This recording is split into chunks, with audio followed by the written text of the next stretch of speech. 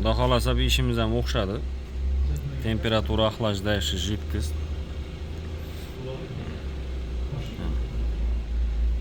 Ko'rib turganingizdek, o'zina programma yozib, bu videomiz ko'p oldin chiqqan, keyinroq chiqaramiz buni hali.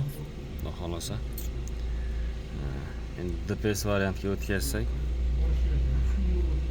hammasi chotki birga bir ishlaydi. O'zimiz yozdik tabloga.